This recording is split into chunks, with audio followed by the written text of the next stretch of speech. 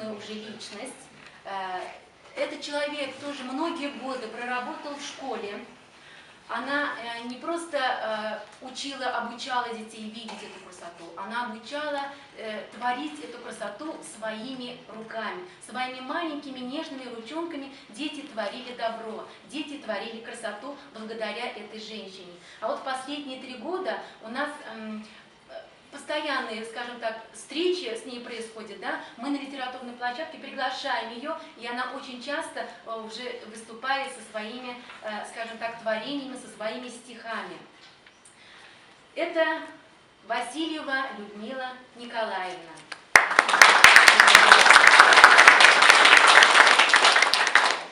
Людмила Николаевна, вот пока вы думаете, что же нам все-таки прочитать, да, я хочу вам задать такой вопрос, да, вопрос такой.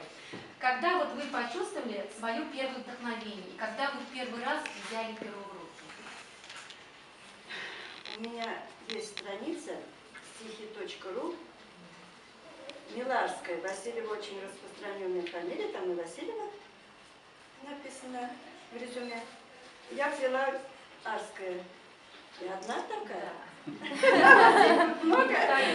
Там просто выдает компьютер их десятки, наверное, сотни. Ну, вот так. А начинала я еще в школе. У нас были такие девочки, которые писали. И как-то я попробовала, у нас мама писала очень хорошо стихи. Передалось, да, конечно. А потом получилось так, и у меня там и написано, я писала до 16 и после 60. Пенсионный возраст, так получилось, что некому было написать школьные речевки, рекламу школы и какие-то для Рензеша, не знает, какие-то, значит, еще стихи для кого-то, ко мне обращались. Я могла написать, например, в школе, как в большой квартире, стали сели, 3-4 и так дальше. Ну ладно, я сейчас должна прочитать что-то? Вы должны прочитать.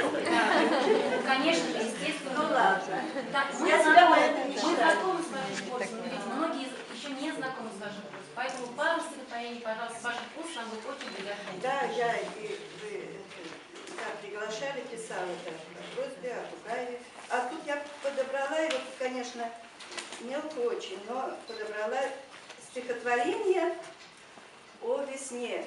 2 стихотворения, весенние мотивы и весна художница. Вот я их прочитаю. Но если я собьюсь, вы уж, пожалуйста, не ругайте. Так, весенние мотивы. Природа ждет весны приход, торжественно играя гимны.